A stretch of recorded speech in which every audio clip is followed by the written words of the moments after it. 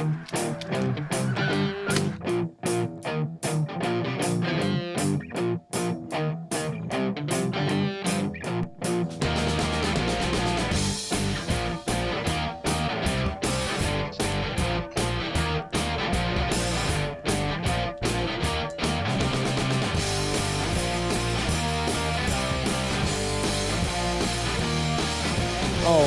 here we go in 3, 2, 1. Boom, and welcome to the Big Honker podcast brought to you by Boss. I'm Jeff Stanfield. I am the world famous Andy Shaver, joined by the one and only, never be another one like him, Mr. Lee Kjos. How are you, sir? No, couldn't be any better today. How about you guys? We're doing great. We're really excited to talk to you. I love that barn first. Yeah. What a freaking masterpiece. Is that a canvas back decoy I'm looking at back there by them guns? Oh, yeah. Yeah, I got a whole bunch of wood cans here. Oh, they're awesome. Man, I love old decoys. Yeah. No snowshoes. Mm-hmm. How long did it take you to perfect the barn?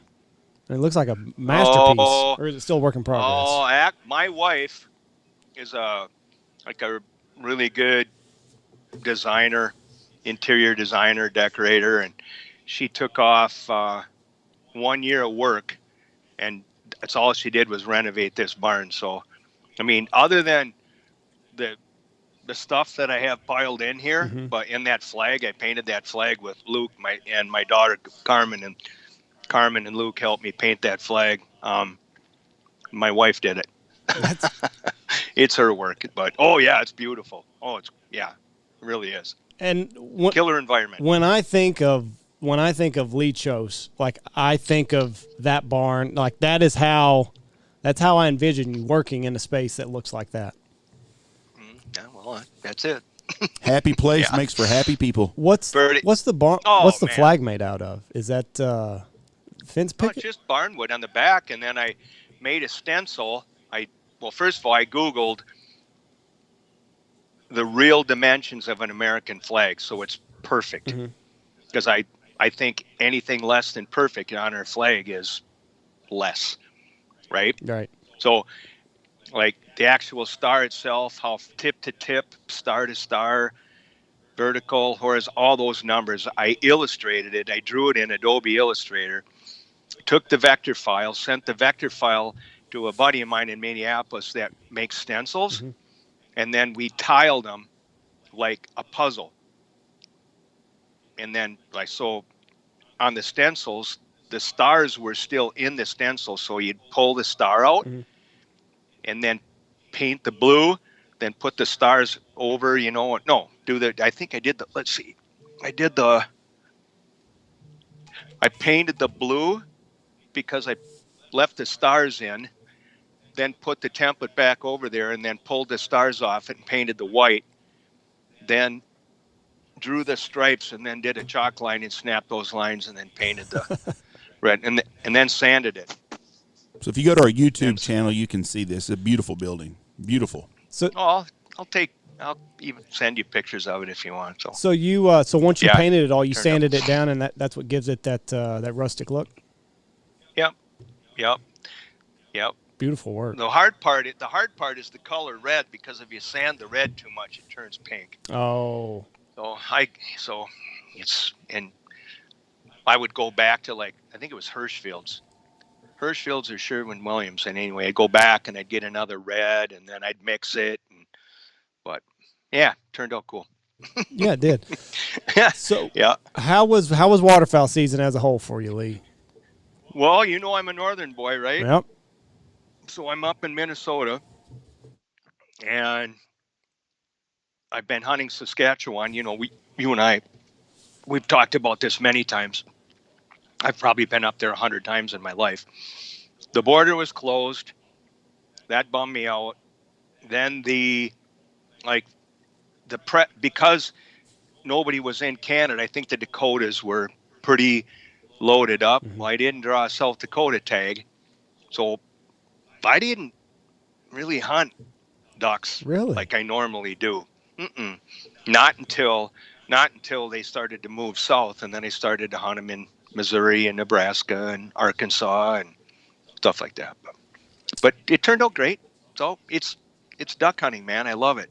It's good or bad or indifferent. I love it. Did you see the tweet that Justin Trudeau had, I guess, 2 days ago about the border between the U.S. and Canada? And he said, I didn't see what was his tweet. Absolutely not going to open for a while. Well, I heard from a really good source yesterday.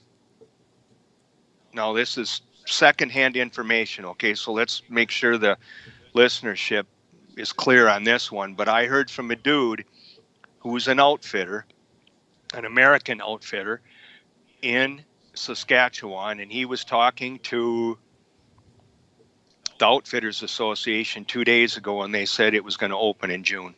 Oh, that's good. He said yesterday it absolutely wasn't opening right now, is what he said. I read the tweet. I'll try to look it up again, but that's great news. That's great news. I believe right now, but I mean, geez, it's got to open. Well, see, last year you told us it would be summer of 2022. So that's good news if they're saying June now. I know now there's starting the rhetoric of this new virus that came from somewhere that's wicked, and who knows, man. I don't know. I could get into my conspiracy theory stuff, but I think there's a lot of people that want it to continue because they're making a lot of money on it. But that's it. Who do you think's making it, like the pharmaceutical industries or the? Well, I mean, I think that would be the obvious. I think that would be the obvious thing. It just seems to me like even Fauci. Mm-hmm. Take like Fauci, who's been, I think, around for almost like 5 administrations. Right. I mean, I think generals need wars and epidemiologists need pandemics. And I mean, it's good for business for a lot of things. And the reason I say that, okay, let's just take Minnesota. Mm-hmm. This isn't conspiracy. I'm going to lay facts on anybody that if they want to go research the newspaper, they can find this. A year ago, March, okay, we were just getting into this a year ago around right now, right? Right.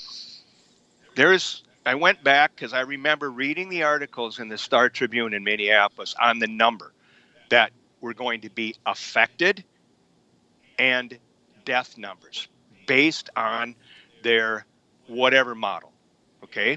All right. So an article I pulled up, I screen captured it, I researched and went back to March and April's articles in the paper. With mitigation in Minnesota, the total death number was projected to be 54,000. Without mitigation, it was projected to be 72,000. Mm-hmm. Okay, well, in Minnesota, we're at 6,400 deaths. Really? Okay, so I'm just saying the numbers, they just don't add up, and that's okay because I kind of get where people have to err on the side of caution. And do I think the government was in a ridiculously tough spot? Yes, I do. Right. Okay. What bugs me is it seems like they continually move the goalpost. Right. Yeah. Now it's the next thing, and now it's the next thing, and now there's this other virus, and there's this, and there. You can't live your life like that. I mean, you can't run a country like that. There's always going to be this existential threat of, a fucking asteroid could hit us tomorrow. I mean, we're in a shooting gallery. I think there are countries in the world that can tolerate, I guess I'd say tolerate like the whole what's going on. But our country and our economy, no, we can't. It's not how we work. Right. We don't do this. So it's very difficult. And I feel like awful. And I'm sure you guys know a bunch of people in the service industry. I mean, it's just terrible. We did lose in Minnesota. We did lose 320,000 jobs though. Yeah. Yeah. That's the number that nobody wants to talk about. No, that's a pandemic. Yeah. Yeah. We talked about this in, me and Andy did a last podcast about Florida. Florida should be the model for the whole country. It's been open the whole time, basically for 6 months, completely open, and their numbers, death rates, hospitalization, everything is on par with California, who's been on a total, complete lockdown for a year. I mean, I watched a deal the other day, a documentary, and they showed some kids playing basketball in Los Angeles, and they got the parks closed, and you have to be wearing a mask if you get in the park playing basketball. You're outside breathing fresh air. I just do. I don't. I don't. But when I watched it, they had the news clips for what was happening last year at this time, and it's amazing the things that they were talking about then, how it's changed from today. 15 days, they said within a month we'll be done, and then we do this, do that. The government found a way to control people, and they've done it. And you live in a state that's very controlled, because I just got back from northern Minnesota, and small towns in Minnesota that like up around Grand Marais and Ely and stuff, those people are really have bought into this being closed and social distancing stuff. You go to a small town in South Dakota or West Texas, and there ain't nobody wearing a mask, and there ain't nobody social distancing. No. I would say, well, first of all, you're in northern Minnesota. Where were you? I went to Lutsen Lodge we stayed at for a couple of days. Beautiful, beautiful place. Right on. When I was 19 and 20 years old, I was a lineman, and I ran the power into that lodge. I stayed there, and I lived in Lutsen for about 18 months. Beautiful place. So, oh yeah, the Boundary Waters is killer. But here's what I was going to say. Demographically, you know how, unfortunately, the media takes every issue that we have and tries to make it emotional, because again, emotional is good for business, and they'll take that issue and they'll move it as far left and far right as they can, so they divide. Right. Yes. Right? Yep. That's another thing. Division is great for business. If we're all stick together, they have no story, right? Right. Okay. Up in that area, you do have a lot of, I would say, let's be left of center type of folks. That's just their vibe up there, right? Yes. It is. It is. I'm not bad, nothing. I'm not saying any of that, right? It's just different. But you could also go to other areas in outstate Minnesota, and you're not going to see a mask. You'll walk into a bar and it'll be raging, and there won't be a mask. Conservative areas. It depends on, well, again, I believe the media did that. Right. Right. They're the ones that turned this into completely politicized the whole thing. Here's the other thing that bugs me. They say there's this great divide in this country. Who says so? I mean, I bet if you and I got together with a whole bunch of people that we don't know, and you boil it down at the end of the day, we're probably all after around the same kind of stuff. I agree. We want to work. We want our children to go to school. We want our kids to play baseball in the summer. We want to go hunting in the fall. We don't want anybody to infringe on our right. I mean, dude, no, I don't think we are that divided. Right. They are. Yeah. They are. And they're going to pump and the that political narrative. system, oh my God. The political system, two parties, mainstream media that does their bidding for them. If we all could, shut your phone off. Shut it off. I did that. We'll all be better. Yeah. No, that's exactly right. And there's a Netflix series, and that's basically what it said was, with social media, you get in this positive feedback loop to where if you like a right or a left wing post, and you click that like button or you hit the heart button on Instagram, what you end up doing is you start seeing more of that, and you start seeing less of the other side, and it just gradually pulls you to where you might have been left. The social dilemma? Yeah, the social dilemma. Yeah. You saw that? Oh, of course. I'm way into that stuff. I wish I wasn't, but I am. But it makes a lot of sense, and that's how they've slowly just kind of divided this country into you're one side or the other. And then they said, you're bashing your head on the wall, like, how the fuck are these people not seeing what I'm seeing? Well, it's just because you've clicked. You're seeing it, and nobody else is. Yep. I was. We were all. Go ahead, Jeff. I was surprised though, the small towns in northern Minnesota. Because every small town I've been to, everybody's pretty much like-minded. And like you said, 80% of the people all want the same thing. There's 10 far right and 10% left, but the majority of us in the middle all want the same things. We may have some things that we differ on, social issues or whatever, but we all basically want the same things.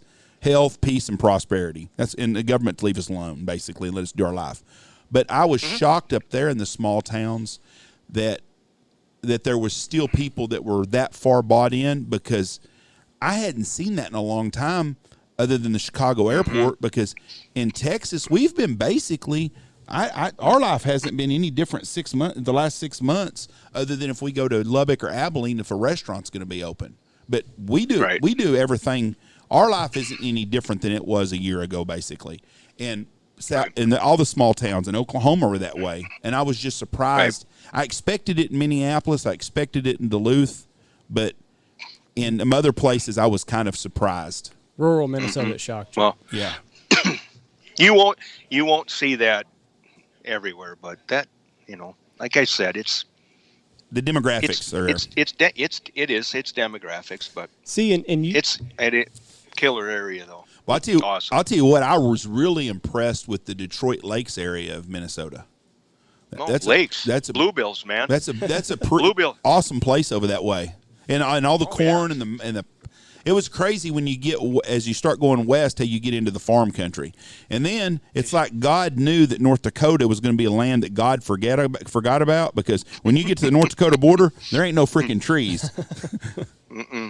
No trees. No, that's a fact. It's farm ground, Red River Valley, farm ground, East River, North Dakota and South Dakota for sure. And then west of the river, you start getting into like hard pan prairie and grass and stuff. But the toughest bastard I've ever seen in my life was around Dawson Creek, North Dakota, on the interstate between Jamestown and Business. It was 10 degrees and it was blowing ice and foggy ice, and there was a sumbitch sitting out on a lake with nothing, just fishing in a hole by himself, no tent, no. I told Michelle, I go, that's either the toughest bastard that ever lived or he's dumb as hell. No, he's tough. Well, he has to be. Tough. God almighty. Yeah, he's tough. Oh, he's tougher than hell. I'm telling you, I wouldn't want to have to fight that guy. Mm-hmm. Yeah, for sure. Well, how about you guys? How was I think last time we talked, it was for sure preseason, and how'd it go? How was it? You called it. You said that with no hunting in Canada, you thought the migration would be off, and the weather was bad, but we didn't. I think the duck numbers are skewed. I don't think we have the ducks they say we do. I agree. And I agree. And I think the duck numbers are way off. I think they've undercounted the speckle belly, but we had the shittiest hunting season I've had in 30 years of being in business. Yeah. I think the numbers are skewed, and I think flooded corn is a major factor in what's going on right now. You think it's just holding ducks just because they don't have to leave? Or you think that they just have everything? They have everything. They don't have to leave, and they can be nocturnal. Well, they have become not. I know a lot of guys that have hunt clubs in different places in Nebraska and Missouri, and they said that you don't see the ducks till dark, and they pour in they feed all night long now. I saw it in 3 different regions, and without like unsolicited chatter, listened to them talk about it, including the clubs, right? And especially like the DIY guys, which you know how me and Brandon are into the like DIY dudes, right. And it's eventually the community's going to have to get together and spearhead this, because I don't think you can leave it up to I don't think you can leave it up to the government. I think we're going to have to get together and start having real conversations, you guys for sure, because of your podcast. I was just on one a couple weeks back with Byers Hunt Club down in Arkansas, and Jimbo Ronquist from R&T, and a dude named Doug Miller, and another cat. And we sat and talked one night, and we talked about what we're seeing in different regions and what we're hearing. Now, so let's say, well, just because he says that, it doesn't mean it's true. I agree with that 100%. Right. Everybody's got to vet their, why are you saying this, right? Well, start asking people. Start asking people what's going on, I mean, I can promise you guys this. Look, I'm 60 years old right now. I've been hunting ducks my whole life, and I mean my whole life. And I've been in Canada since 1974. Greenheads don't even act like the same duck they used to act like. Right. In what way? Right? Well, and it's all pressure related, Mm-hmm. right? And I think a number of big factors are they're hunted on their food every day, Mm-hmm. every day, from when they can, when it's legal to when it's not legal, from morning to dark. They are hunted on their food. Ducks were never hunted like that before. We hunted ducks on the water, right? Okay, so that has a big effect to it. Years ago, you remember like seeing like those photographs I'd take of those just massive, massive bunches of greenheads late in the year up in Canada, right? Right. They're not even there anymore. They're gone. They're over the top of that. I have lots of friends in the Dakotas. The ducks just aren't stopping there like they used to.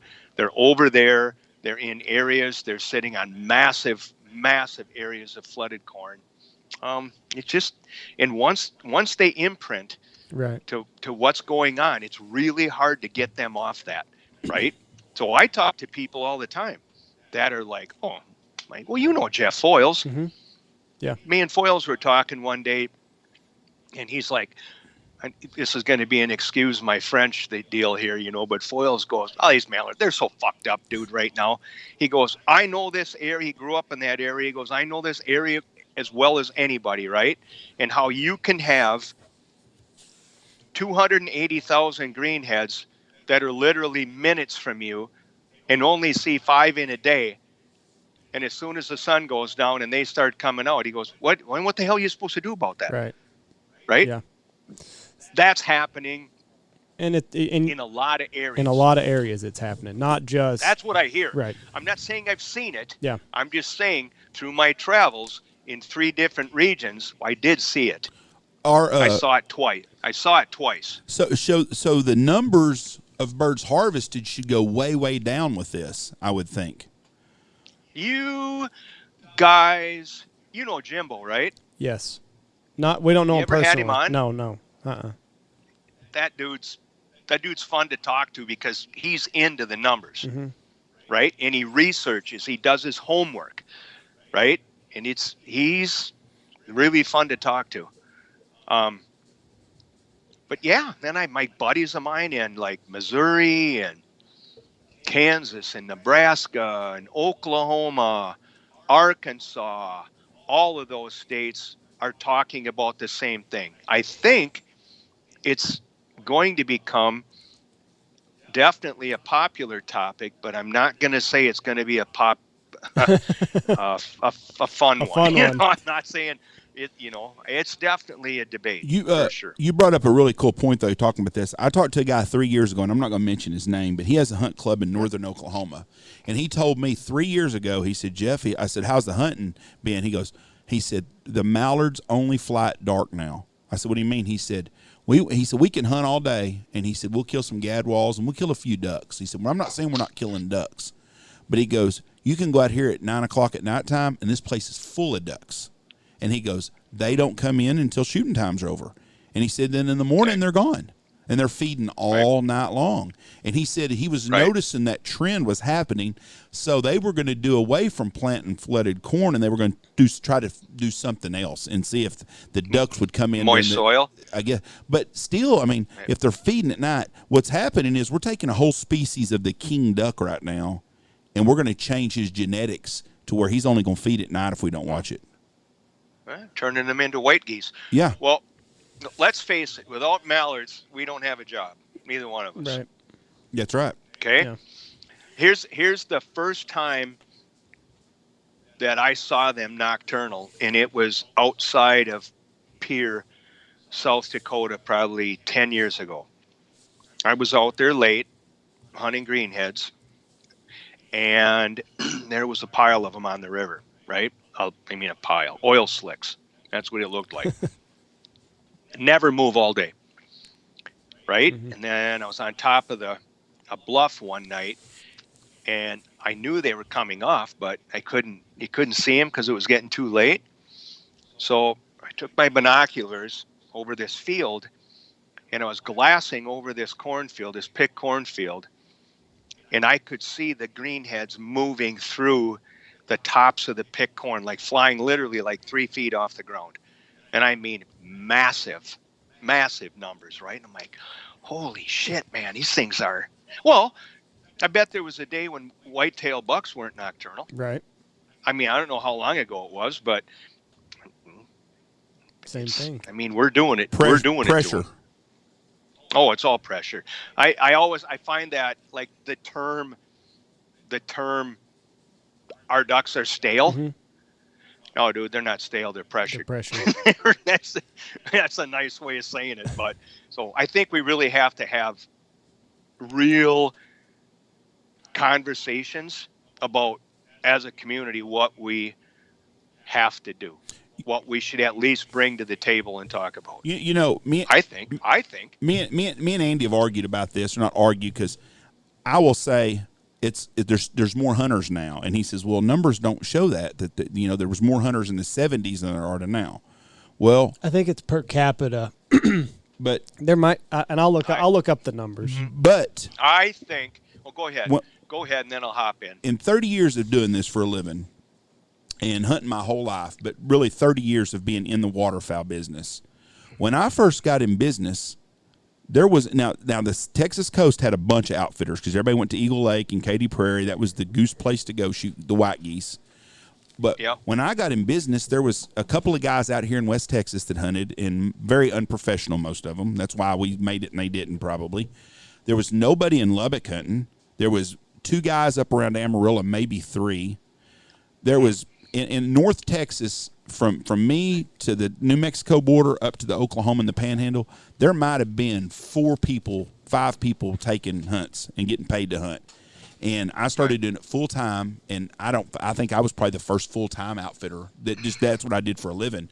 There wasn't nobody in Oklahoma that I knew of that was running much of operation. I didn't know anybody in Kansas. Well, shit, now there's 200 or 300 outfitters in that area now between Kansas, Oklahoma, and North Texas. And some of them run 3 or 4 groups a day like we do. Some of them run 1 group a day. But that's a lot of hunting pressure on people that are actually hunting, not guys that are going with their family and going to the lake and putting out a dozen decoys. These are guys that are killing birds. Here's what I think. Go, keep going. Well, that's what I think, though. I think that we have put in so much more pressure, and it's not just here. It's from the days they leave the egg in Canada to here. It's a solid nonstop of 5 months hunting. Well, all of a sudden, these ducks have found out, you know what? We can go at dark, and there ain't nobody shooting at our ass, and there's food and there's water here for us, and they keep them ice rippers going. So even, you know, them ice rippers are running during the middle of the night also. Well, I think also that we're really, really good at killing. Right. Yes, yes.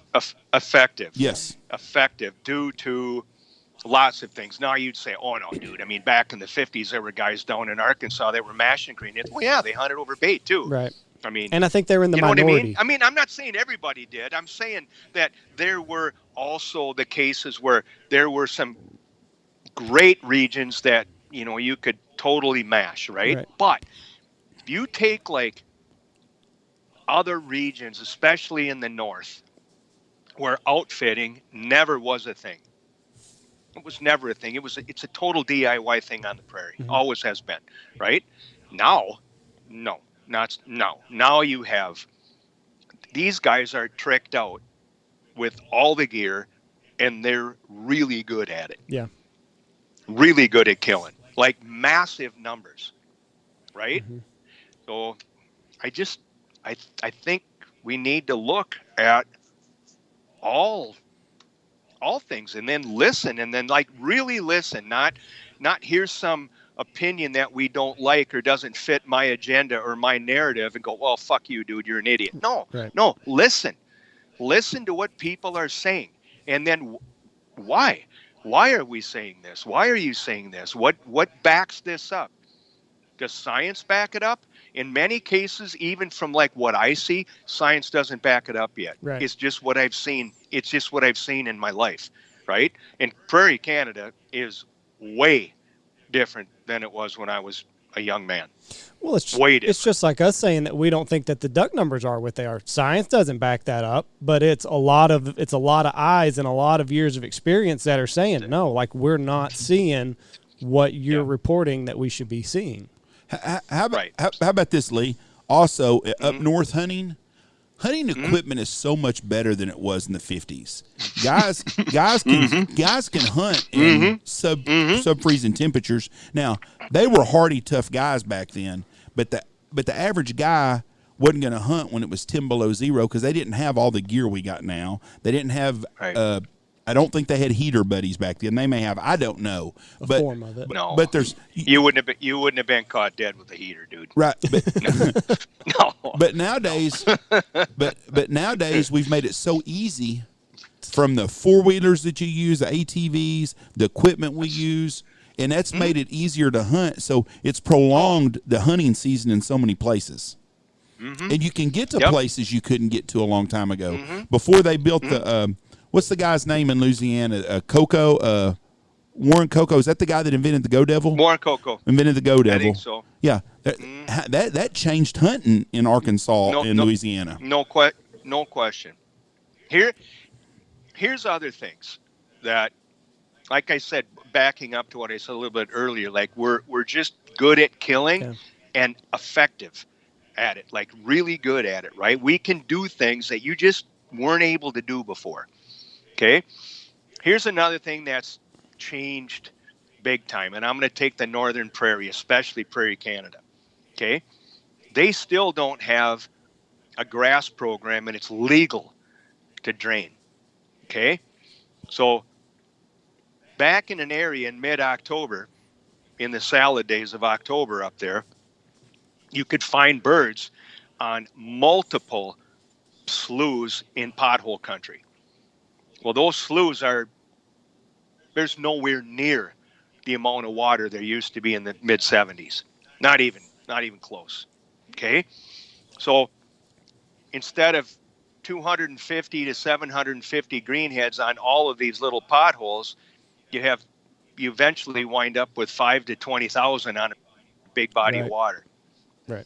That's not the way it used to be. Right. Right. Okay. So habitat loss, and I'm going to claim this right now. We can fight all kinds of shit. Habitat is still the key. The more habitat we have, the more this is going to even out. But it shrinks, right? So in areas in the South where guys can afford to create habitat, that's how you move. That moves ducks. Right. So right. So basically, ducks. Now, back to the prairie in Canada. What is shrinking the habitat up there? Is it a drought, or you said that they're draining these potholes? Drain. They drain. They can tile. Yeah. And it's shrinking. Yeah, they tile. We're losing water up there. Way different. Oh, maybe probably. I mean, I don't know what the real number would be from mid 70s to now, but there's areas on the prairie, in the prairie pothole region, that were literally, you'd see it from the airplane, looked like Swiss cheese. I mean, it was water everywhere. There still is some areas. I saw it was a wet year here, maybe 4 or 5 years ago. It was pretty wet, maybe 5, and I was flying into Saskatoon. Yeah, I was flying from Saskatoon, and somewhere halfway between Regina and Saskatoon, there was an area there, and God, it looked so cool. I mean, it was just unbelievable how much water was there. So, I mean, it's still there in pockets, but it's not like it was. And habitat loss is major. The more loss you have, the more you stuff what birds there are into one isolated area. Then you get a handful of trucks and trailers on them, and they don't take that kind of pressure. They just, they don't. But like I said, man, there's lots of topics, and I think they should come up, and I think podcasts and editorial is absolutely the place that it has to start. But I really hope that people are respectful about how they go at one another's opinion, because we need respectful debate. Well, I think on anything, because this is such a new problem that we're facing as waterfowl hunters. I think that everything should be on the table if we are serious about 100. if we are serious about protecting this sport that we have and passing it on. Then I think everything should be on the table, and I think that everybody should come forth with their ideas, and let's have a discussion. One of the roadblocks that we're going to find in this is you've got a big faction in southern Louisiana that thinks all their duck numbers are being ruined by all this up north from them, from Arkansas to Missouri and Iowa, and that flyway right there. But they also have done away from planting grain crops and have started planting a lot more sugar cane, and that's hurt them In Louisiana. And Habitat. And they've had the hurricanes have brought all that salt water in, has killed the marshes, and that's hurt them too. And I understand where those guys are coming from, and we haven't had a real winter in a while. If we'd have got this big Arctic front we had last year at the end of November, early December, we would see how close this is, because this would have moved a lot of ducks off those places and get some snow. Or it should have. It should have. We would have known. We would have had a verdict on it. But one of the problems is going to be is Bubba has made some money doing whatever he did, and he buys 200 acres off the Platte River somewhere, and he plants 100 acres of corn, and he's got millions of dollars, and that's his place to go hunt and live his life. That's his dream. Just like it is my dream would be to own an NFL franchise or whatever it would be one day. That's his dream. You're going to have hell getting that guy to quit planting or flooding corn, because that's his God-given right on his property, and it's going to have to come with some kind of law to change that. And it's going to take a decade of nobody doing that to get things back to somewhat normal. Lee, we were lucky. Me and you got to hunt and grow up during the golden years of waterfowl hunting, I think.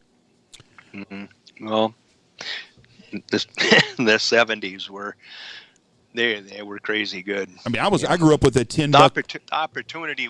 The opportunity as a DIY back then, as a DIY guy, was unreal.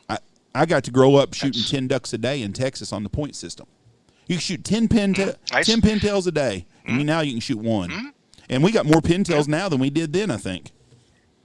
Yeah, we had 10 points on bluebills, and now what are you allowed? One? I don't know. We don't shoot divers here, but you could shoot 10 bluebells back then, though. What? Yeah, there was a few years you could. They were a 10-point duck. Yeah. The only 100-point duck was a canvasback. I think a hen mallard was too. Well, it was 70 in Texas, I think. In Minnesota, I believe. You could fact check me on this one, but I think it was a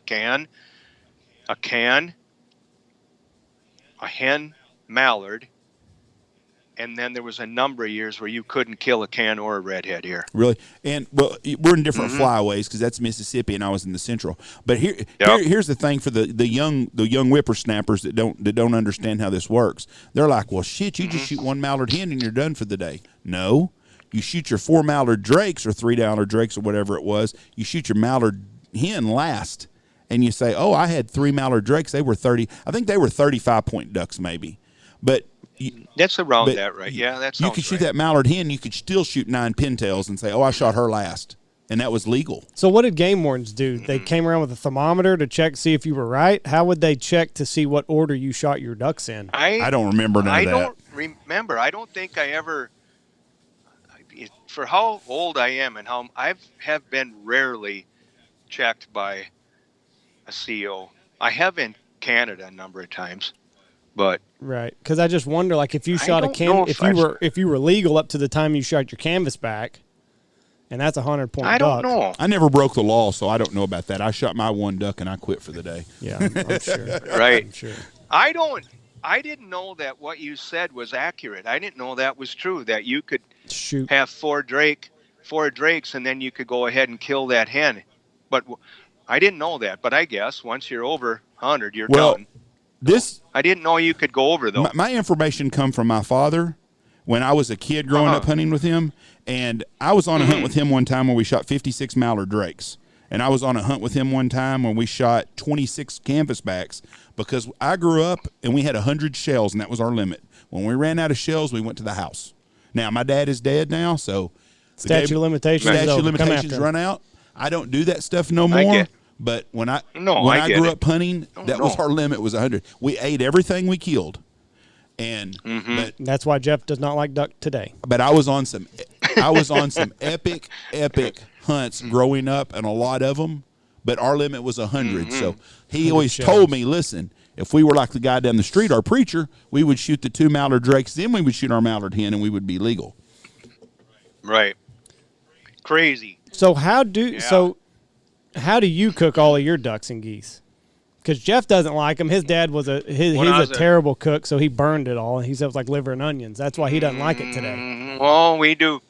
Well, back in the day, Mom was like an incredible wild game cook, and she, we had to dry pluck everything and wax the birds and take care of them. And then she'd roast them in like a Dutch oven and make really cool dressing. We used the gizzards from birds and mix, she'd have a meat grinder, and we'd grind some sausage and I guess it would be more like sage dressing, except for there'd be the gizzard from the duck would be in there, ducks and geese, and just fantastic. But now, we do everything from making them, like in a slow cooker, make a bunch of ducks and then pull it apart and use them in making really cool tacos out of them.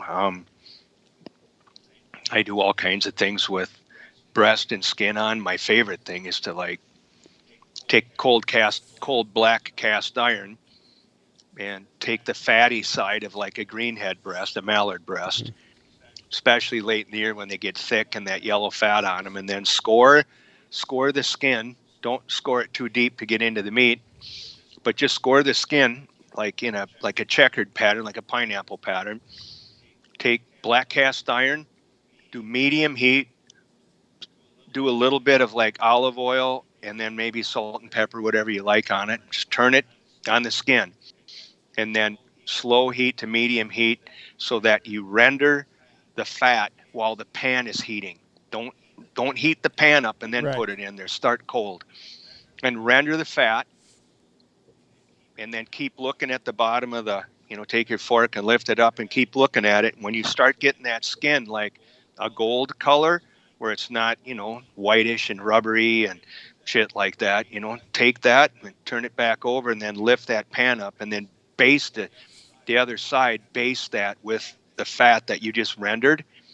And then finish it with whatever you want to finish it with. My wife and I, we put it on long grain gourmet wild rice from northern Minnesota, and celery and onion and bits of bacon and blah. That's how I'm going to do it. All kinds of things. See, because we breast out our birds here. That's the fastest way to do it. When you're doing a bunch of birds, that's the way to do it.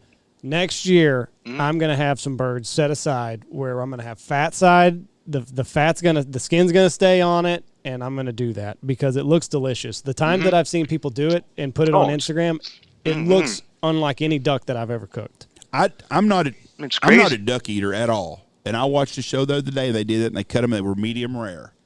Now I'm gonna try this, and I don't like duck, but I like steak, and I like medium rare steak, and it looks really good.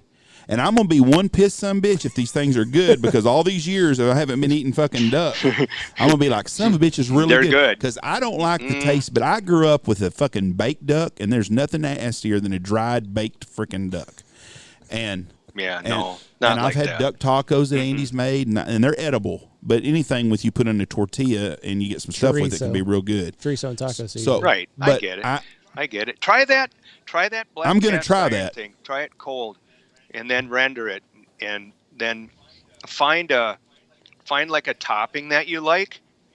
And there's lots of guys. I haven't done this one personally, but I had a friend that started with, I believe it was frozen concentrate orange juice, the citrus, red wine. I'm sure we could look it up and find a recipe for it like that. But rendered that down and then put that on top of that cast iron. Oh my God! Oh, it's crazy. I started to buy a duck the other day. We were somewhere and they had ducks, a whole duck, and I started to buy one for Andy to try. Because I want him to cook it, and then if it's pretty good, then I'm going to have him buy another one, and then he can have me over to try. Because I'm not cooking a freaking duck because it stinks the house up, too. So there you go. Oh, God, dude, so. they do not. Give me a break. That's not true. My experience was not very good growing up with them. We shot a lot of them, but I tried not to eat very many of them. Well, don't skew the listenership right now. We need guys that love duck, guys and gals that want to make duck, do it right. There's some we don't have any problems with people wanting to take their ducks. And I'm going to tell you right now, if there's some coon asses here from Louisiana, they'll take every piece of waterfowl you have. How about duck gumbo? I've never done it. Have you done I've that? had it. I'm not a fan, but it's because it's got duck in it. Oh my God! You guys know who Ira McCall is, right? Yep. Ira's gumbo is life changing. His duck gumbo. I'm serious. He's probably got the recipe Killer. under lock and key too. He's probably not letting that out to anybody. I don't know if he would or not. I don't know, but have you ever had him on? No, we haven't had him on either. Gosh, is he fun to talk to about ducks? Knows his stuff. Great opinion. Yeah. He's a smart guy. There was another article that I read going back to kind of what we were talking about earlier. It was saying that we hunt more days just because of the equipment that we have. And it said back in the day, a lot of guys would only hunt when conditions were right, when they were going to have. When they had birds in the area, or if it was before or after a front. They weren't hunting 7 days a week, kind of like we are now. I'm sure that's true. I also will say, when I was a kid, a lot of your hunting revolved around you had to go to school, and your dad worked a 40-hour work week job. So, I mean, we'd maybe take vacation or whatever around MEA, I think, when I was a kid, middle October, third week of October, something like that. But I mean, lots of that stuff, because of all that, was weekends, right? You didn't have a choice on like what you picked, so like, weather and migration and all that stuff factored into it. But like you said, now I think we're really good at killing. That's what I think. If you read an old Nash Buckingham book, and when he describes, because he has such great detail in his books, he talks about the different things they had, and you're cold just reading his parts about being in the old car and the defroster and the snow and everything that they went through. And his stories paints a picture of how bleak it was weather-wise and equipment-wise. And a lot of his stories say, well, we stayed as long as we could, but the weather pushed us out and blah, blah. But because of the things they had to go through, I mean, they drove cars. They didn't have four-wheel drive vehicles, and they'd walk into a place, so it limited where they could access. But he was a guy that got to hunt 7 days a week because he had a little bit of money, and that's what he did for a living. But you're right. Most people, my dad was a fireman, so we got to hunt on the mornings he was off, on weekends. On weekdays that he didn't get off the fire station until 8 o'clock, we didn't get to go hunting until 9 o'clock in the morning. He'd pick us up at 8 o'clock from work. We'd go straight to hunt. We didn't get set up till 9, but we'd hunt all day. Well, but people didn't hunt during the week like you said. You didn't. I mean, very few people. I don't remember. Very few people had jobs. I don't remember it. Or the finances to just go off and go hunting all the time. And they didn't take vacations like they do. Everybody worked. Everybody worked, Yeah. I have guys here that'll schedule their vacation time, and they'll hunt here for 3 or 4 days. They'll go somewhere else, and they'll spend their vacation for the whole year, their 2 weeks vacation, and they'll go all over and hunt at different places. And that's their hunting they do for the year. Yep. But it goes back to social media. I mean, there's so many. And it's good and bad because you want to appeal to a lot of people, but I think a lot of guys that are doing it now are doing it kind of for the wrong reasons. I think they're doing it to get Instagram famous, and I think that they're doing it to, I don't know, maybe appear more to their buddies than they actually are. Social media is such a double-edged sword to me. That's a slippery slope to go down, There's not. and I'm guilty of it. I wish I could get off it 100%. Really, It's not even a double-edged sword to me. I just wish I could get off it. Are there any hidden gems left, you think, in our country for waterfowl hunting? Regions or people? regions. Well, there's very few hidden gems for people for sure, but regions. Is there any regions left that are untouched? Do you think? See, I don't No. think so either. I think if it's a good place to go, it's everybody knows about it now. No. It's too information moves too quickly, and there's too many people, just like you brought up, that are into the Insta famous thing. And I agree with Andy what he said 100%. There's a lot of people that do this for the post or what they think it looks like to others, not that they love it. Right? There's not a doubt in my mind that I think the gram is full of it, right? Full of it. That said, you did bring up a double-edged sword. So take, how, what I do at Boss. Yep. And I mean, I love mostly talking to the consumers. And if that's how I get to talk to them, I'm going to talk to them, right? Because I love talking to them. If I had a hardware store and they came into the hardware store and they asked me what choke I should use to do this, I'm going to hunt this, we'd have a conversation, right? That's what I think it's good at. I think it's really good for that. That said, there are a bunch of comments or people that chirp you that really don't have anything of value to say. Right. You know what I'm saying? Everybody's got a voice now. I mean, and they have a platform for their voice. Yeah. So they can touch. They can get to you a lot easier now. Oh, yeah, they can get to me whenever they want. Well, no. What I'm saying is back in the day, if they were gonna engage in a conversation with Lee Kjos or anybody, there was a limited way that they could go about getting to you. Now they can DM you or comment a nasty comment on a post, and all of a sudden they've got your full attention. And it still happens. Nasty comments, and I just I wonder not only where do they come from, but why do they come from? What's your goal in taking a personal shot at somebody? What are you doing? Why would you do that? Yeah. They're unhappy. It's odd. They're unhappy. It really is odd. They're unhappy with their life. Yeah. I mean, that's what, and we see it occasionally. We don't see it as much as we did. We ignore it though. I ignore a lot of it. But so with this podcast, when we first started, every bit of it was waterfowl hunting. I mean, we very seldomly strayed from anything. Right. And I can remember kind of when we started to branch out to real world topics that everybody faces. We caught some heat over that, but we just kind of ignored it because we felt like, maybe we knew the way forward, and it's paid off. But I can just remember seeing some of the comments, or people would message me like, "Hey, it would be easy to fuck with my head, if I didn't have a strong conviction of a direction that I wanted to go." But it's just everybody's got a voice, and everybody can reach you at any time, and it's. Right. Social media is good for some things, but I'm like you. If I could turn it off, I would. I'll tell you one thing. I mean, yeah. Go ahead. I would, but that's not possible. It's not the world that we live in anymore.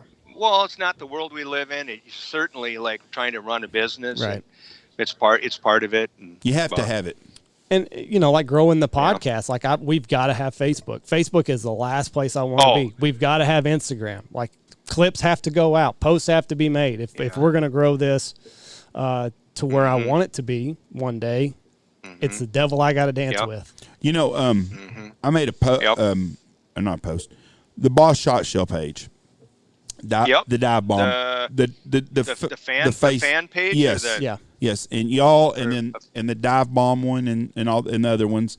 I go to theirs. I frequent them sometimes, and I like to just read the comments and keep up stuff. What amazes me are the people that get on there that are anti-boss or anti any product and want to get in a debate over and talk bad about stuff. If you don't like something, why do you get on there? I mean, I don't understand any product that I don't. I mean, I do not get the mindset that you have nothing better to do than your day than to troll a page to talk shit about something. that's what I meant by my question a little while ago. Why? What's the point here? Yeah, I don't. What are you trying to do? I don't. Do you not have anything better in your life to do than spend 4 hours trolling a page to just make negative comments about it? Because 90% of the people on there aren't going to listen to you anyways and don't care. That's why they're on a fan page. They're fans of that page.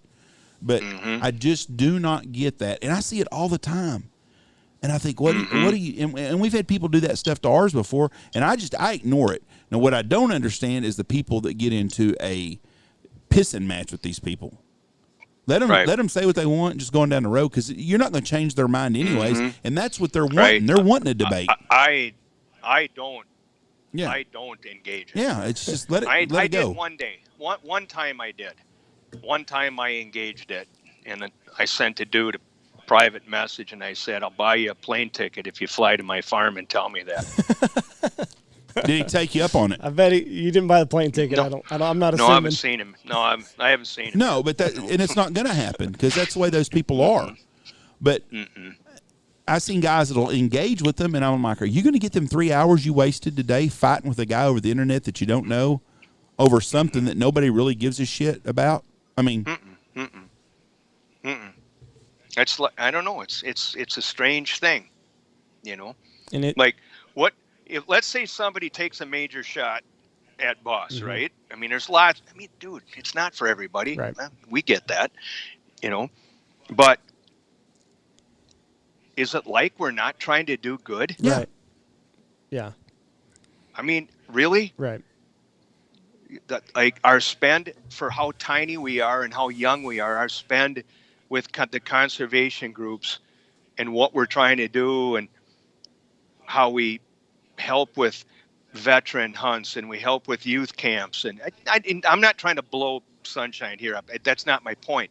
My point is, really, dude? And you're going to take shots. And I'm not saying that just us. I mean, there's lots of people in this community that are trying to do great things. Do we do everything perfect? No, we don't. Right? But your overall goal is to do good in this world and to promote. And I've said this before. You know, I love the vibe with Boss. I love the old school vibe that you get of respecting your game, have an ethical kill. Just like this sub-gauge culture that you guys are bringing back. I mean, I think that's fantastic because you're putting the sport. You're kind of you said earlier we're really good at killing. Boss is doing a good job, I think, of promoting the sports side of this, if that makes sense. Clean kills. Ethics. Yeah. We ethics. I had a guy from California message me last week. He's a regular client of ours, and he told me, he said, "Shoot, Jeff, I'm gonna buy some Boss," and he said, I think I'm going to order me some 10 gauge and maybe some 12 gauge. He said, but I bought me a new 20 gauge. I really like to shoot. I said, you don't need 10 gauge, Boss. I said, that 20 gauge will work perfect. I said, you got this 20 gauge you love? Shoot it. That's what you want to shoot anyways. I go, don't buy 10 gauge shells to come hunt with us. You don't need them. Now, if he wants to use them, that's fine. But you don't have to have them. Right. Yeah, like if you read some of the posts, you know, that like find the game within the game. That's how I really look at the sport of waterfowling or upland hunting or whatever your game is, right? Find the game within the game, like fine tune it. Try to get as good as you can at that game. And that's like the relationship between your bore and the choke and the shell and the bird you're hunting and how you're hunting it, and be honest with yourself and like where where you typically your kill shots come from, right? Do you have enough self-control to know yourself off a bad shot, a crippling shot? Can you do that? Right? Right. I mean, there's all kinds of things that we can do to become better, drastically help with the crippling rate. You know that one. I mean, Yes. we can do that on our own. We don't need legislation or any federal mandates to tell us how to do that. We can do that by ourselves. We should be able to reduce that crippling rate, that number, in half just by doing things that I call like boss narratives. They're not just boss narratives, but they are what we talk about a lot. And put it on paper, pattern it, shoot good shells, right? Shoot ones that are effective at killing. Know your shot. Have the discipline to know yourself off one. I mean, just don't take it. Just don't take it. A good buddy of mine. I don't know if you guys have ever heard me talk about. We call him the Mayor, Jeff Watt, and he's got a couple clubs in Missouri and travels, and just really good sportsman. Doesn't matter if it's hunting, fishing, doesn't matter what it is. Guy's a really good sportsman. I asked him the other day. I said, "How many ducks did you cripple this year?" And he's like, "Me or the people I was with?" And I said, "Well, you personally." He goes, "None." I'm like, "Really?" And he's like, "No, none." I said, "How many did you lose?" He goes, I think we lost 2 all year. Wow. Right? Yeah. Okay. So you guys have heard me talk about that number, 3.4 to 3.7 million, right? The staggering number. Think about if you just change the way you think about something, the way you shoot. Do you think we could reduce that number in half? I do. Yes. All that is awareness. Right. I think if we brought this to everybody's attention, they would. Now you'll have some people that go, fuck that shit. I'm going to do whatever Yeah, okay. Well, we have that, but there's going to be enough people to make that up. They're going to go, no, I don't want to lose any. I don't want to cripple. I want to go a whole year and have no cripples. Yeah. Right. And like you said, it's a mindset that you have to adopt. That's all it is. That's all it is. And if we can get the younger generation of these hunters coming up to buy into that now, they'll teach 100%. That to their kids, because we also, and every outfitter's guilty of this, including us. We have to quit sensationalizing, I guess would be the word, the big rainouts of birds and stuff, because for the non-hunter or somebody coming in, we got to think on that side every once in a while. Now, I'm not a bunny hugger by any means, but if you put yourself in those people's shoes that are thinking about maybe coming hunting or something, you need to make the experience good, and you need to be something that's attractive, and killing 40 birds at once is not something attractive to those people. The romance is on a person like that is to watch a pair of ducks work the decoys and come in and you shoot them and they die instantly and there's no suffering. They don't like to see this stuff with birds crappie flopping all over the place. That's something we need as a sport. We need to work on that, because we've got to get people from that other side to join us, because we're in the fight of our lives right now to be able to keep hunting like we are. 20 years from now, what's the norm today may not be the norm. Well, and I think it goes further than that, because I think it also sets up unrealistic expectations that young kids see, and they think, if they're not shooting 40 every morning that they go out, that, well, maybe it turns them off from hunting in general. I mean, maybe they think that it's not worth their time because they can only shoot, 6 or 5 or whatever. And I think it sets unrealistic expectations, and then I think that it makes for unethical chases. Just like you said, it makes for more of those 40, 50, 60-yard shots just because they're trying to, quote-unquote, fill their limit. Right. What if the younger generation, I'm old enough to handle it, and you guys are too because you've done it before, but what if you're a young dude, gal, and you want to get into this and you buy into the narratives, piles make smiles? Right. What happens if you don't have? What happens if you don't have a pile? You're going to have a long, long season. I don't care who you are and where you're at. That's exactly. If that's your goal,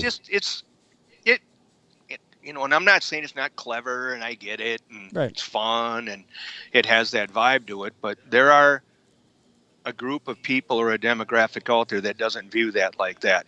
I literally, I don't know if I told you this story before on a podcast. I'm from northern Minnesota, by deep, deep redneck northern Minnesota, where like rifle hunting white-tailed deers, killing forkhorns in baskets is still woven into the fabric of culture there, right? So the archery culture and growing deer and 180, you shouldn't shoot that. You should do, no, that doesn't exist where I come from. Okay. So there's a giant at a bar on a corner up there of these two county roads. It's a famous, it's, if you're local up there, it's like the spot. And there's a truck, and in the box of the truck, there's this monster of an old swamp buck, right? The kind up there that is legend, right? Ghosts, we call them. He's a ghost, right? Big son of a bitch. And a kid walked up to it with his dad. I suppose the kid was maybe a 12-year-old.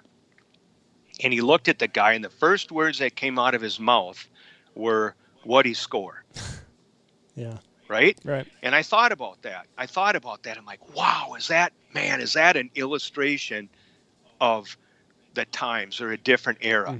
First of all, when I was a kid, the score, I don't know, would have been the hockey game that night, 3-2, right? Yeah, it'd be an 8-point or a 10-point buck. I mean, it didn't have, it would be, but what it would have been, dude, it would have been the story first. Oh, yeah. Yeah. It would have been the story, because that's all those like big old swamp bucks were all about. They were stories. Well, I think I saw him, I know I heard him coming. It was always a ghost thing, right?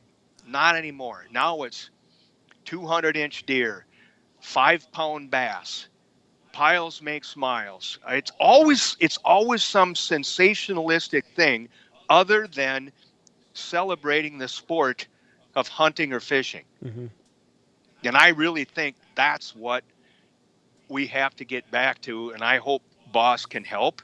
And like I'm saying, don't get me wrong, I'm not trying to get on the pulpit here, get on my high horse and preach or whatever here, but we really got to get back to celebrating the sport of hunting and fishing.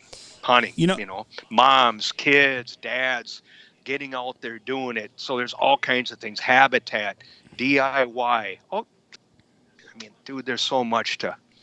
I spent 2 weeks of my life when I was about 20 years old in Britt, Minnesota, and what you told is Britt, Minnesota to a T. Yeah. I grew up, like I said, in northern Minnesota, and I graduated from Deer River High School, which on the Leech Lake Indian Reservation. So it was a multi kind of racial, sometimes tense environment at school and stuff like that. But one thing we all had in common was we were sportsmen. We hunted and fished. And gun safety training was in 6th grade in school. We need that. It was a class in school. Yeah. Right? Then, this is not fair to the women, but the boys, we got off the Friday before the deer season opener, which was the first Saturday in November, and the boys had school off on Friday just to work on deer stands. That's rural America, and that's what we need more of. That's a fact, right? Felt bad for the ladies, and it's not fair, but that's the way it was, right? So yeah, there's some things need changing for sure, and that's one of them. But I thought that was really a cool thing to do when I look back, because it was so important to the economy and the culture of the way things are up there in that region, right? It's kind of sad to see stuff like that. And we're in such a immediate gratification era where, doing things like building boxes for wood ducks, that takes too much time. You don't want to cultivate anything almost anymore. You don't want to put that effort in. You want this immediate gratification. You want to throw out your decoys, put up a couple spinners, and just have everything, flying by you without putting up any work. Have you talked to Brandon lately? We had him on a month and a half. Did he talk to you about his hen houses and his water No, he he's didn't. got He there? didn't bring that up. It's a pretty cool story. You know how Delta is out, Delta Waterfall, how they've always been into those tubular, right, hen houses, right? Okay, well, I think I don't want to misquote Brandon here, but I really like this that he did this. I think he made like 200 plus 200, more than 200, and he put him out on this water, his ground that he's got, and it had something to do with like putting out so many, because if you have this many, it's a lot harder for the. No, did you're I here. lose you? We're here. Good. Yep. Oh, I did. That sounds funny. But because of the number of them, like the chances for the predator to find the one that the hen's in is like greatly that makes reduced. sense. So that's like the success rate's way higher, right? So anyway, that kind of goes back to like what you just said there, right? Like, people, are you willing to put in the work? And that's one thing when it comes to habitat and conservation, we can all do. I mean, somebody goes, well, I don't like DU. I don't like Delta. I don't like pheasants. I don't like quail. I don't like this. Well, I got $30 for all of them. Right. $30 is a shitty hamburger and a bad beer. Yes. Right? Yeah. Right? I mean, it's really, you don't have $30. Every time I see a brood of mallards, makes me happy. I'm like, yeah, dude, I got $30. Hell yeah. We can all right? do a lot more with. There wouldn't be any birds, animals left if it wasn't for conservationists and hunters. Did you guys correct? Did you see the other day that Ducks Unlimited reported that they just reached their like 15 million acres conserved? No, I didn't see that. 15 million. 15 million acres, right? So when I hear people go, well, I don't like DU because there's a bunch of big fat cats in Memphis that are in the Silver Palace down there, and they don't really do this, they don't do that. Well, I got news for you. If get in your car, and if you ever get to drive north and hit the northern prairies, and especially some of those big projects in Canada, go look at a big DU project around Halloween, right? You'll get what I'm talking about. You'll see it, right? It's like black and white. Right. Who started Ducks Unlimited? Bunch of dudes, grassroots dudes, called the Big Marsh in Manitoba in, I want to say, 1935. So it started in Canada, the very first one. That's where it all originated from. The first project was the Big Marsh, I think, in 1935, and we could fact check that. I know it was all grassroots, like you said. I believe so. I know it was all grassroots. Oh, yeah. Oh, yeah. Oh, think about that program and the amount, like the volunteers support. I mean, there's no grassroots program like that. Look ever. at the business plan of that is you're going to conserve ducks, so you're tugging at the heartstrings of everybody that's a hunter.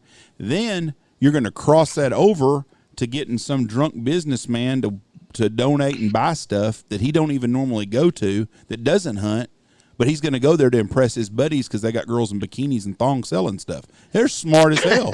I mean, I've never seen. Oh, I have. That's how the DU banquets are here in Texas. That's the way they are. Yeah. Now they're not all wearing thongs, but they'll be wearing. They're all wearing bikinis. Yeah. The ones that I went to, I remember I've never even heard of that. I was in the 4th grade, and I got to go to my first DU event here. And let me tell you, I was sad when we quit going. Well, I was sad when they quit putting it on in Wichita Falls. Because they still have it. We just hadn't win as much. The women are very good looking there. I think they're fun. Fun and very necessary. Boy, the COVID hurt those guys. Yeah, it did. The fundraising stuff, them in Delta. They've got a lady, capitalism right here. There's a lady in Houston, I think, has a group of girls called Fancy Feathers. And she contracts out to DU, Delta, whatever, and these girls show up, and they're all good-looking little gals, and they're all wearing tight clothes and stuff. And I think they get a portion of whatever raffle tickets they sell. And, I mean, it's a good business, and she does a good job. And these girls are ex-NFL cheerleaders or fitness models or whatever, but That's the way DU rolls in the South. And those girls, Whatever it takes to spend money, baby. they sell a lot of raffle tickets. Oh, I'll bet they do. I didn't know that. Yes. You got to come. It works. Yes. It works. You know, we're talking about piles make smiles. One of my funnest hunts was a couple years ago. My buddy came down. He used to guide here. He came down. He lives in Ohio. I'm sorry. We went on a teal hunt, and he didn't bring his shotgun. So we were sharing my shotgun, and it was kind of a spur-of-the-moment deal. So I only had like 15 shells in my bag, and it's me and him, and we're sharing. And I told him, like, look, dude, they got to be close because we got one shotgun, and we're limited on shells. And I think we shot, out of the 15 shells that I had, I think I brought back 3 or 4, and we shot 7 teal. And it was a blast.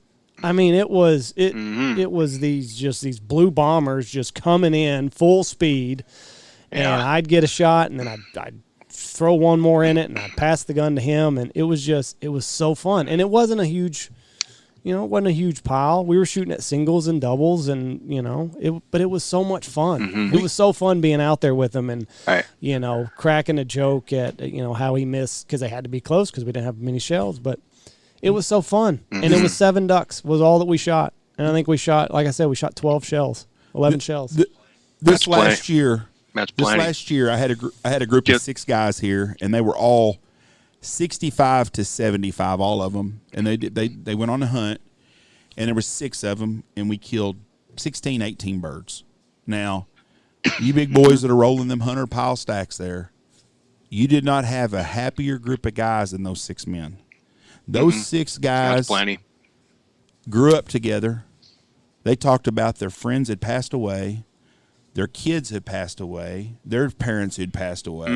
They talked about all the laughs and stuff growing up. And he come in and told me, and he was about to cry. He said, that's the best hunt I've ever been on in my life.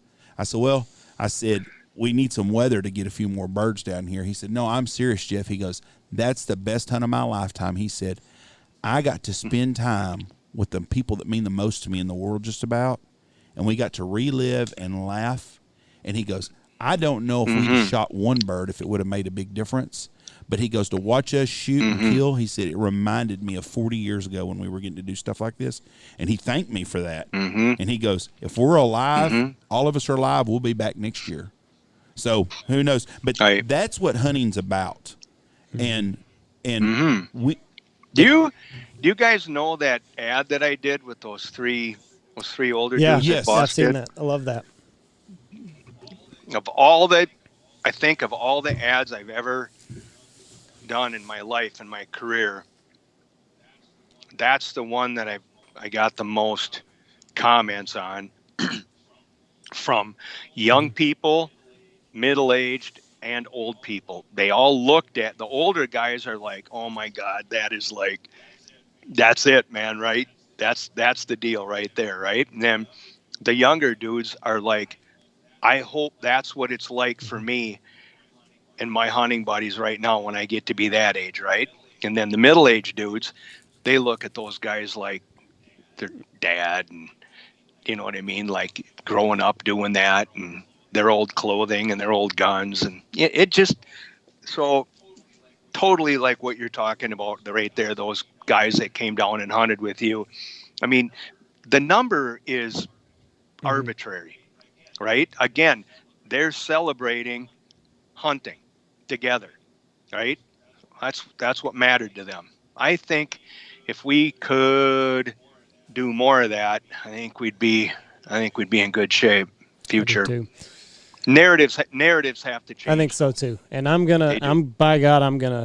that's my mission this year, is to change that narrative, kind of help change one narratives. One of the things this year though was most people were just so ecstatic to get out of the freaking house, right, that people appreciated more getting to do that than they have in the past. Like, it wasn't as much about shooting a limit as it was getting to go hunting. What it should be about. Get out of the fucking house. We got to get together. People walk in here. You're not making people wear a mask. No, there's nobody wearing a mask. They could sit and visit. They could bring in wine or beer if they wanted to. And they could sit at a table and get to visit, because they weren't getting to do that at home. You know, We didn't have social distancing here. They were just themselves. And that was new for them. And it was our season up here around the lodge was no different than it ever was. We didn't change anything in this area here. But people respected and appreciated life more than they have in a long time. I really did notice that. I used to hunt years ago. I hunted a group of old World War II doctors. That's how long ago this has been. And they were out of San Antonio, and they were all doctors in World War II. And this would have been 20 years ago, 20 to 15 years ago at the earliest. And they hunted with me for 2 or 3 years, and then the next year there'd be one less. And I guess they all either passed away or they couldn't hunt anymore because they were getting up there at the end. But I wish now we'd have had a podcast then. I would have loved to visit with those old guys, and I enjoyed visiting with them. But they were just a collective group of old doctors from World War II that would get together and come hunting every year up here, and they were just enjoying life. And it's a shame we have to get old before most of us realize how important just living life is. Yeah, well, who knows? Maybe this crazy COVID shit we're going through, maybe that'll help a bunch of that. I know here in Minnesota, we got a lot of people exiting the city. I know. I'd get the hell out of there too. Trying to get Are out. they going to like rural Minnesota, or are they leaving the state of Minnesota? Yeah, and some even leaving the state. See, But yeah, the real estate market here is just complete insanity right now, and it's a lot of people. See, Texas, everybody's coming to Texas and Florida right now.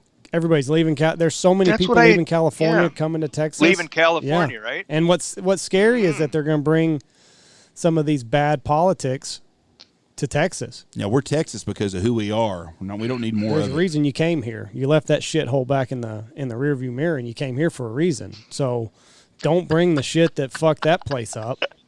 I mean, because we have guys from California hunt out here, and they're always telling us, dude, back in the 60s and 70s when my parents were growing up, it was a conservative place. People went to work every day. They came home. They took care of their stuff, and he's like, it's a shithole now. In the 60s and 70s, both parties were basically conservative when it come to their values and the things they believed in. They just had some different social issues, but both parties were all about America and stuff. It's just recently that it's gotten so divisive on one end. But man, the party on the left right now is nowhere near the party that I grew up with as a kid. I had a mother who was a factory worker and a father who was a union electrician, and they voted straight Democratic ticket, right? And they've been dead for quite a while. But what's going on today is not that. Right. No. It's not what they would struggle greatly with the political system right now that we deal with, right? Nowhere near. But hell, I'm not sure anything's like it was back then. It's fucking nuts right now. Nuts. You're exactly right. Our big cities in Texas are just as fucked up as Minneapolis' area and freaking San Francisco. Austin, Texas, they shouldn't even call it Texas. Austin, California is what it should be called because it is jacked up Berkeley. place. It's horrible. Austin is as bad as any place. The homeless and stuff is just horrible. It's Berkeley. Yeah, it's all every big city in America. Yep. Dallas is getting to be the same way. But John F. Kennedy, if he was alive today, would be a Republican. Right. Yeah, that's great. It really is nuts. My grandparents, same way. Their parents were Democrats. Their parents before them voted straight Democrat, and they told me so that's what they did. They said they don't even recognize that party anymore. I mean, now all of a sudden we're throwing people in jail. There's article from Canada today. Guy got sent to prison got sent to jail because he didn't want to call his son, who's transitioning to a girl, by the pronoun she. So he's sitting in a Canadian jail right now. I would be too for kicking my son in the ass. But I mean, we're just that cancel culture is a strange thing, isn't it? But they eat themselves after so long because there's nobody. They've canceled everybody else, so eventually they're gonna have to start canceling some of their own. I mean, it's just the inevitable end. One of these days, Lee, your grandkids our great grandkids and my grandkids or great grandkids are going to have to talk bad about us because we hunted and killed things at the rate we're going in this country. They'll have to apologize. They'll have to apologize for who we are because we shot animals and guns, and that, unless we have about face and things get back on normal track again. Otherwise, that's the route. That's where we're going to. When Abraham Lincoln is being X'd out or marked out of the history of Illinois, something's wrong. The land of Lincoln they want to get rid of. Right. And that's how fucked up we are. No, that's a tough one for me to deal with. Are you going to be before we get off here, you going to be at Game Fair? Yeah. Well, hell yeah. Well, are they having what Game about Fair? You guys? If they're having it, we're going to be there. Oh, I believe. I mean, I'll call Chuck after I get off this podcast, and I'll shoot Chuck Delaney. It's his. He's Game Fair. I'll text him and ask him if it's going to be on, and I'll shoot you guys a note and tell you what Chuck said. Yeah. So yeah, I'm hoping. Well, we're not going to have We're not going to have a booth. I'm just going to come hang out with you guys and some of our other sponsors and hang out for a couple of days. We're going to bum a seat next to you guys. Why don't you set up live right there and do a live podcast straight from there? We might do something like that. Be a blast. We might do that. You know, turkey season's coming up. Are you excited about that? How's it looking for you? I'm not I used to do that a lot. I'm not a big turkey guy anymore. Not hitting the turkey woods? You know. Well, I mean, I might go out and no decoy and no call and go sit my ass in the dirt. I've always loved hunting and like that. Back in the day, I was never a like the blind thing. I don't like at all. Mm-hmm. I like being on the ground because I think you can feel them. Yeah. And for me, that's what that whole game is about. That for me, right?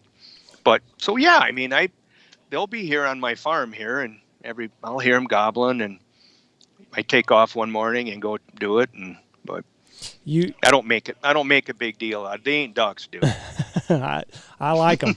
I like them a lot. Oh, I do too. Oh, they're exciting. They're fun. Oh, they're a blast. I used to do like 5 states a year. That's a lot. This is quite a while ago, you know. Oh, I did it a lot. Yeah. I've never shot a turkey in my life. You sent me that picture of some of your covers, and I didn't realize this, but one of your pictures is kind of what got me to turkey hunt the way that I do now. It's the picture of the tom where he's brushing up against the decoy. He's on top of Dave's. He's on top of Dave's decoy. Yeah, I saw that picture, and I had not had a lot of success turkey hunting for different reasons, and I thought, if I can ever get a fucking tom turkey to do that, I will have made it. So that picture of yours is what kind of spurred me to kick it into overdrive and look at myself as a hunter and try to figure out how to do that. Yeah. Well, it's they help. I mean, Dave's are incredible. They really are. But it was that picture that I saw on that cover, and I thought, my God, I'm going to figure out this fucking turkey hunting, and I'm going to have him 4 steps away, and then I'm going to whack him. Yeah. Oh, it's the closer the better. Because you can feel them. You can feel them. I had one in the Black Hills of Wyoming, hunting old school Merriam's back then. I was probably 80. Maybe in 88 or 89, around there. I had a tom peck the gold eyelet on my boot. I don't know. That might be too close. That might be too close. Oh, I mean, just a blast. No, I didn't kill him. You didn't? I didn't let him walk? Mm-mm. No, I wouldn't say that. He freaked when he pecked my boot. Oh. But that's how close I let him get. It was so much fun. Mm-hmm. You know, he had 11 or 12 hens with him, and the hens walked right by me. And usually, you kind of worry about spooking a hen, but I didn't. I never even looked at him. And you just kind of look straight ahead, and I could see the tom. And then once the hens passed, he came up like that. And then he calmed down, and he was pecking, and he just grabbed my boot and gave it a whack, and then he freaked, and all hell broke loose. But it was fun. Last year I was turkey hunting, and I went by myself one evening, and a Jake came up, and I let him. I didn't shoot him because I've got my son. My son's 6 years old, and I'm like, okay, this will be a good first bird for him. He can shoot a Jake. Oh. And so I'm sitting there, and I'm like, is this son of a bitch ever gonna leave? And he came to my calling, so like he's gobbling his head off, thinking like, where'd this bitch go? And he summons up a hen. She comes out of the woodworks, and they ended up banging right in front of me. I'm like, Jesus Christ, get this over with and get out, because I wanted to sneak away and get out of there and then let them go do their thing off in the woods, and me and my son were going to hunt them the next day. They kept me there for 2 hours doing their thing. They wouldn't freaking leave, and I couldn't get out of there until they finally went and roosted.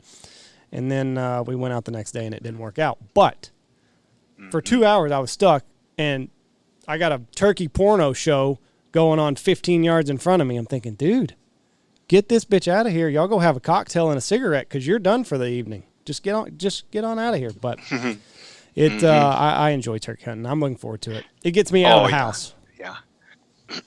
Oh, it's a great thing to do in the spring. No doubt about it. And the weather's nice and beautiful. No doubt.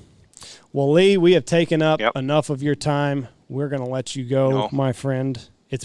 Anytime. It's been an honor as always.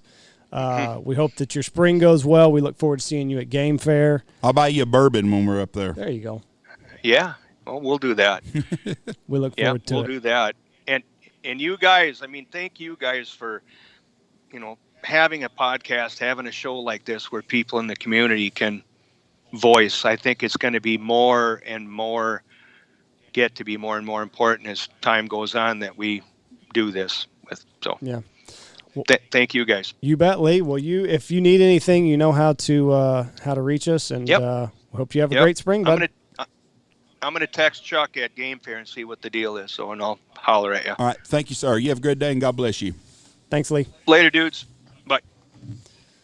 Lee Kjos, the one and only. What a cool barn. Yeah, he's a cool dude. If I could get a barn or a space like that, that'd be badass. You could make one in that one that you had. The doors were wide open after the storm the other day. Vintage Lee Kjos. That is a vintage barn.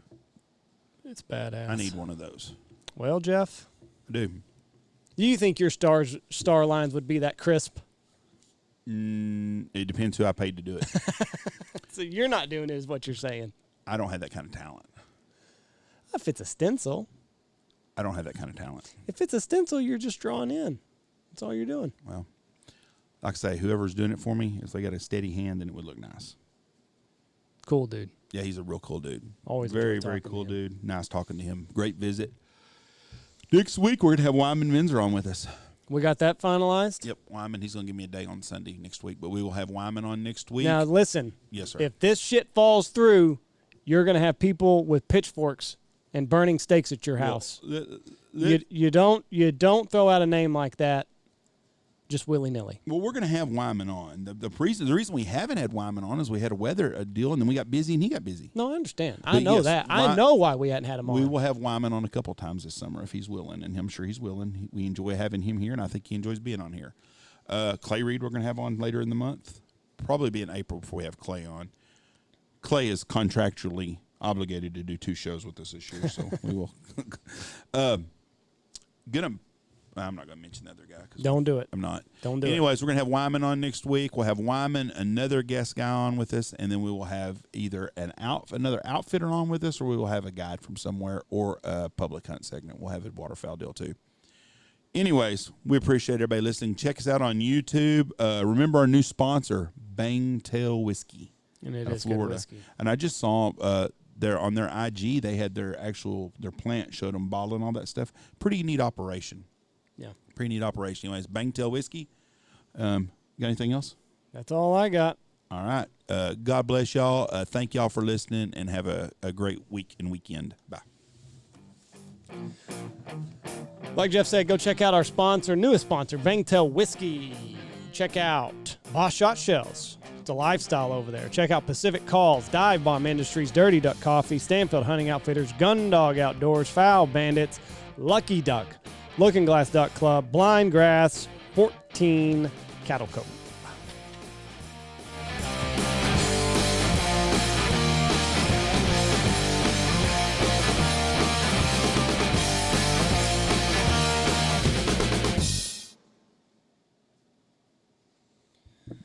All right, this episode of the podcast, we are joined by the one and only Mr. Lee Kjos. It is always a pleasure talking to him. He's a wealth of knowledge. He's been in this game so long. I mean, he knows so much. It's like a treasure chest every time we have him on. We hope that you enjoy it. We cover a lot of hard-hitting topics in this interview, and anyway, we hope that you enjoy it. Here he is, Mr. Lee Kjos.